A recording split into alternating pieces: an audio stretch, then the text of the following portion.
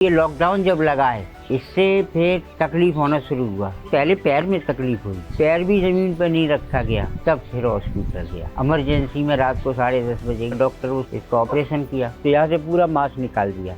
फिर ऑपरेशन इतने किए, फिर खून नहीं शरीर में रहा, 1 बोतल उन लोगों ने खून चढ़ाया। फिर जब ये ठीक हो गया, चलने लगे, फिर ये कमर में दुखावा हुआ, न तो इधर उधर हिल सके न कुछ। जब तो बिल्कुल ऐसे ही जैसे मुर्दा पड़ा है ऐसे पड़े रहो, ऊपर भी नहीं सरक सकते थे, नीचे भी नहीं जा सकते थे।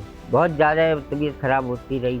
2 महीने हो गए, कुछ खाया ही नहीं, बहुत खराब पोजीशन हो गई थी। इस पर तो कम से कम 2-3 साल हो गए, बस ऐसा ही लेटा रहता, उठ ही नहीं पाता था, जा ही नहीं पाता था कहीं। शरीर में बिल्कुल सूख गया था। ये पैर जो हैं ये ऐसे उंगली जैसे हो गए, बिल्कुल कुछ था ही नहीं शरीर में। पहले तो चारपाई से ही नहीं उठ पाते थे, पहले तो खड़े नहीं हो पाते। ये मोबाइल में देखता था यूट्यूब, उसमें जो और नहीं इंटरव्यू आते हैं सबसे, तो फिर मैंने वो फोन किया, तो फिर वहाँ से दवाई भेजा, एस केयर और गोंसिया। थोड़ा दर्द कम हुआ, फिर धीरे धीरे फिर बैठने लगा, बैठ के खाना खाने लगा, फिर खड़े होने की कोशिश की। फिर उसके बाद मैंने विचार किया, मैंने बोला चलेंगे कैसे, तो फिर इससे चालू किया। कमर दर्द के लिए गोंसिया और टी केयर सबसे बेस्ट दवाई है। खड़े नहीं हो पाते ना, उनको कम से कम 1-1.5 साल हो गई, झुके रह गए।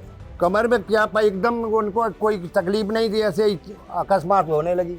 वो चिकोनिया नहीं आता है, वॉकर, हाँ। उसमें चलते नहीं। अभी तो 1 साल से तो उठी भी नहीं पाते, खट पे खाटते भी, जबकि जमीन पे लेटते। तो अभी डॉक्टर अब सिविल में दिखाया तो बोलते कि उसको नॉर्मल है, ये तो होता ही रहता है, और उन पे ये कमर ये ज़्यादा झुक गया। अब ये तो देख, जब शरीर में बिल्कुल सूख गया था। अच्छा, ये पैर जो हैं ये ऐसे उंगली जैसे हो गए, बिल्कुल कुछ था ही नहीं शरीर में, क्योंकि 3-3 महीने तक तो खाना ही नहीं खाया, बिल्कुल क्या खड़े नहीं हो पाते थे, पैर कपते थे ऐसे करके, और फिर इसी पे फिर बैठ जाते थे। सिविल में गए तो बोले ऑपरेशन करना पड़ेगा, तो फिर ऑपरेशन के लिए तैयार करके ले गए। बोले इन्फेक्शन हो गया रीढ़ में भी, तो बोले इसके लिए दर्द होता है, तो इसका ऑपरेशन करना पड़ेगा। हाँ। फिर ऑपरेशन, वो डायबिटीज बढ़ा था तो ऑपरेशन कर नहीं सकते थे।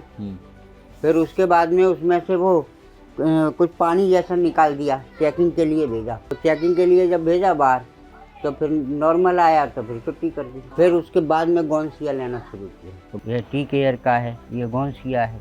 ये देखो, ये जड़ी बूटी भेजी थी। अच्छा। हाँ, ये नमक शिवरंजनी है।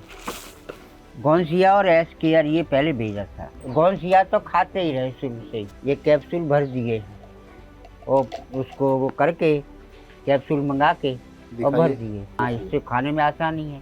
सुबह शाम निकाल लो और मुंह में डाल खा जाओ। 1 कैप्सूल सुबह, 1 कैप्सूल शाम को। तो करीबन 70-80% देख ही रहे हो, चल लेते हैं। 70-80 तो हो ही गया। पहले तो बैठ ही नहीं पाते थे, जब हिल नहीं पाते। गोंसिया और टी केयर सबसे बेस्ट दवाई है कमर दर्द के लिए। जो हमने उपयोग किया है वही है।